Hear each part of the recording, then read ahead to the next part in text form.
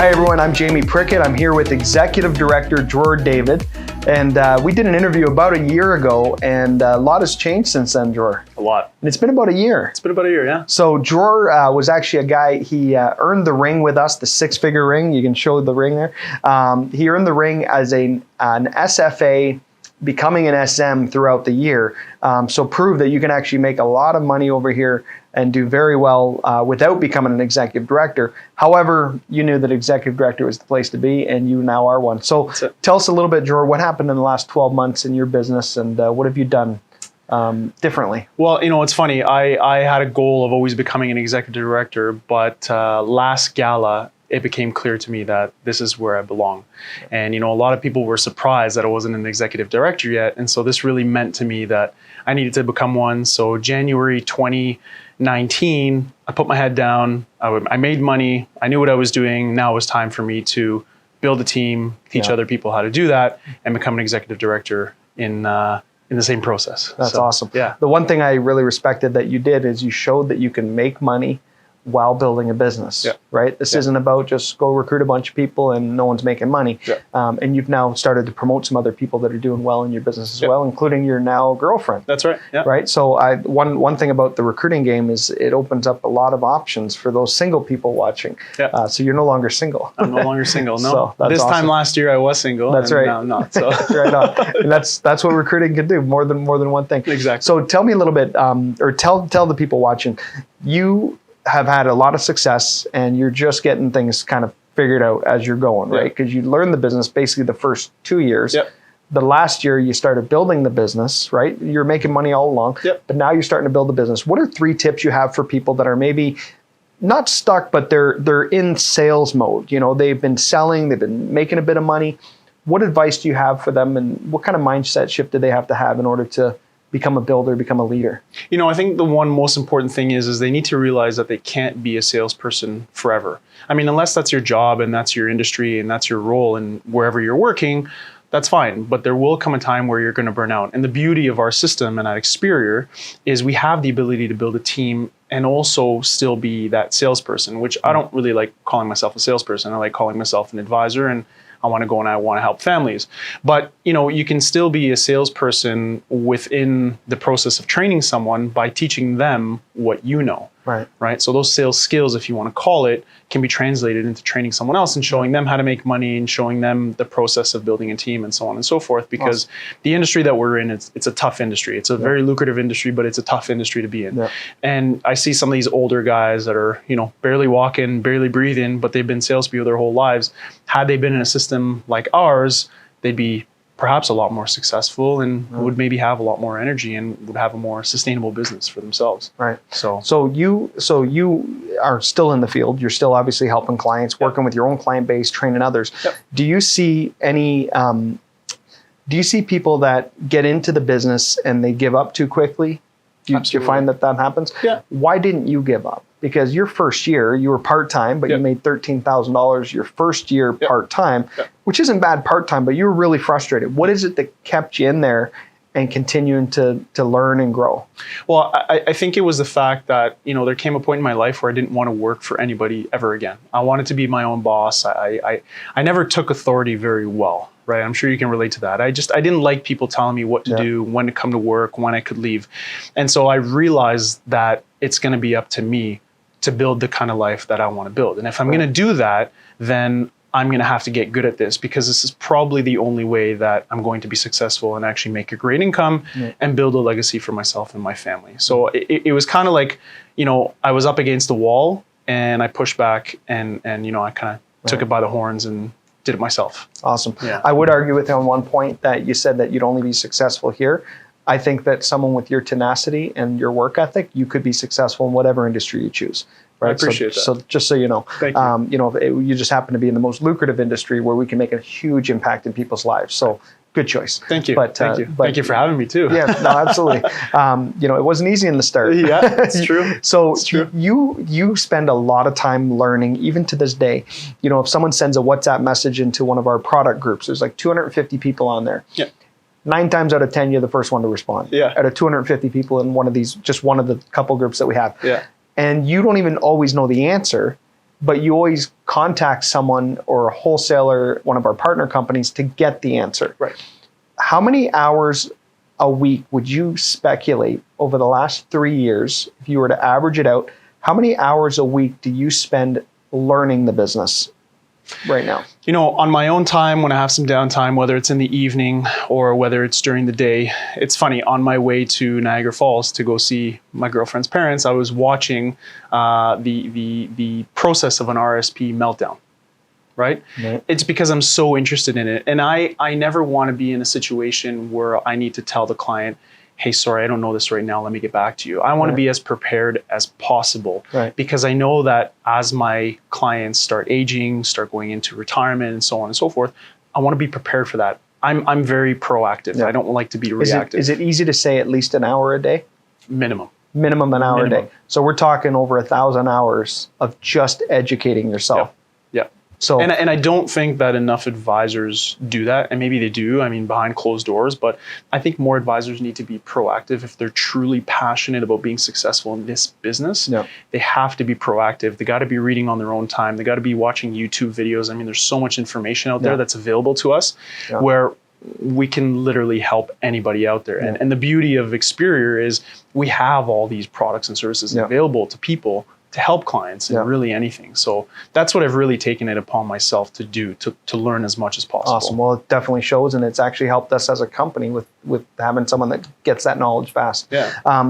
Side note, Skillshare. Have you ever heard of Skillshare before? No, never. So my wife, we're driving back from Collingwood this weekend, and she shares with me Skillshare, and we're doing, like, she puts on YouTube and stuff, and I'm driving, she's putting it on, and you can almost investigate anything about any industry. So we were actually learning about criminal minds, right? And things to look out for and different things like that. You know, just for fun, but it's educational. So just check that out if you have a chance. I think it's called Skillshare. There it is. Oh, there's an application. Skillshare. Yeah. So you can put in, for those that can't see, well, maybe Dylan will throw it up on the screen, do something fancy.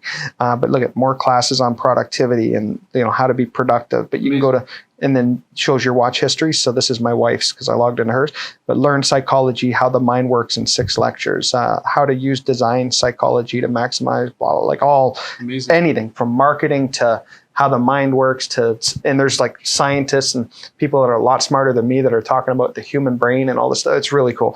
So just another, I think it's $8.99 a month or something. I get no royalties on it. Maybe I should. Maybe we could talk to people. And it's funny because actually one of the most important skills you can have is how to read people in our business, right? I mean, if you don't know how to read someone, you're gonna have a hard time being successful. Yeah, right? For sure. So, and a lot of reading people, and you'll agree, is that it's asking questions, finding out about them, getting 100%. To know a little bit more about them and what interests them, right? So, what are your goals this year, 2020? I mean, we're just at the first month of the year. We're almost 1/12 of the way over almost.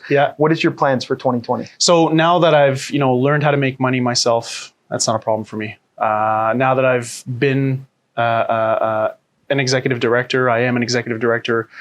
My goal is to make a higher income now and to teach and promote more executive directors. Nice.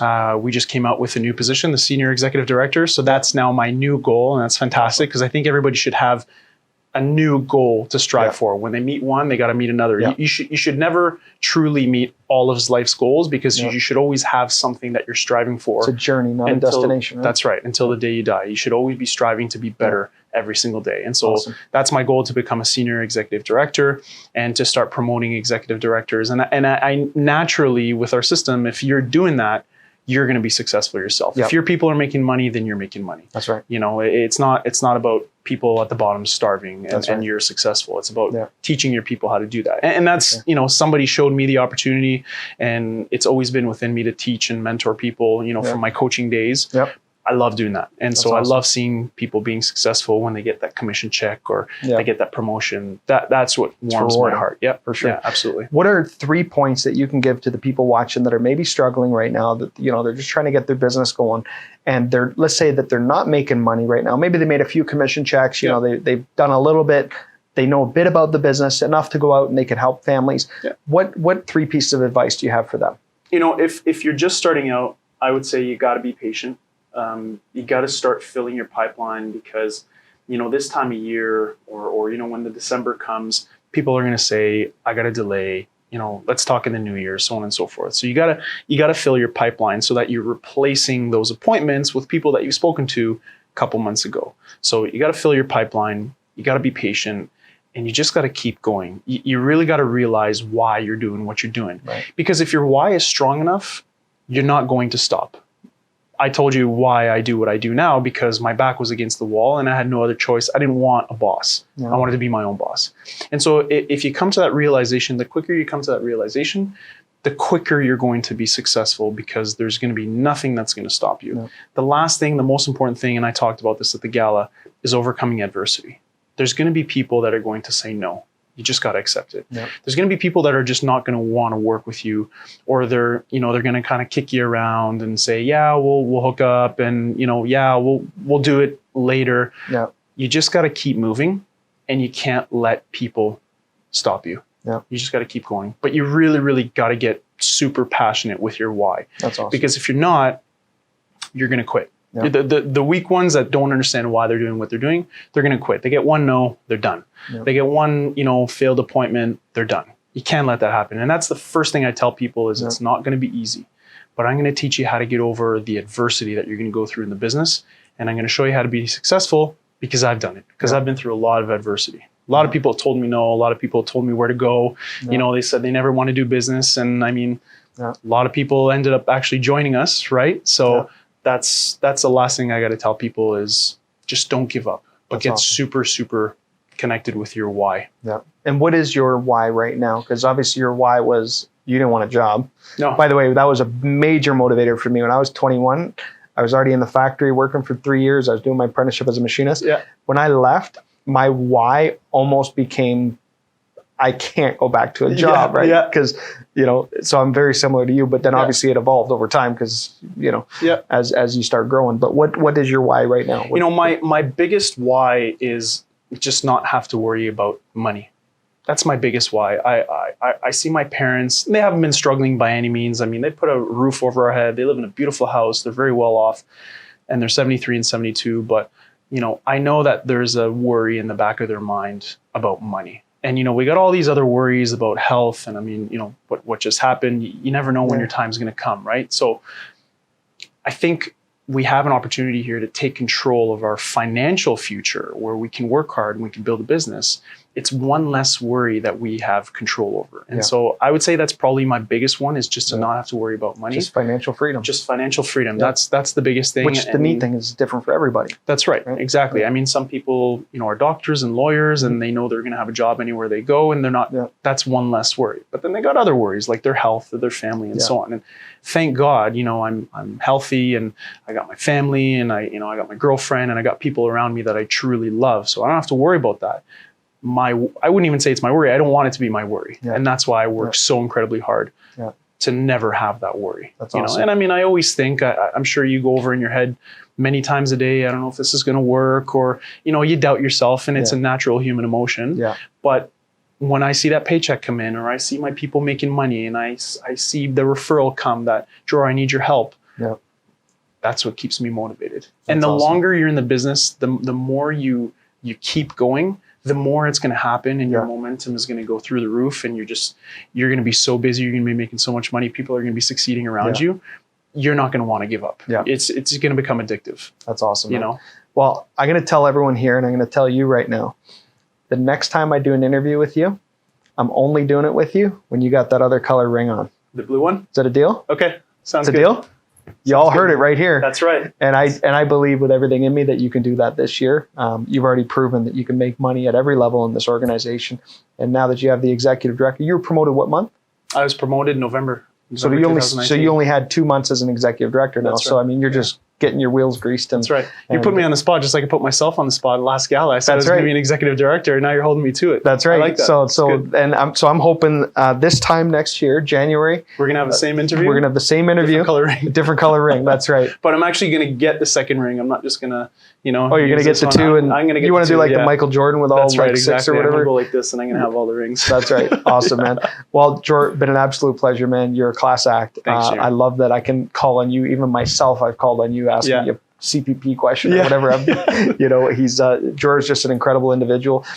If anyone's interested in joining the business and they're on the fence right now, what advice do you have for them? I say, just jump in with 2 feet. You got nothing to lose. If anything, you got everything to gain, because in a couple months that you're going to be with Experior, you're going to learn so much. Sure.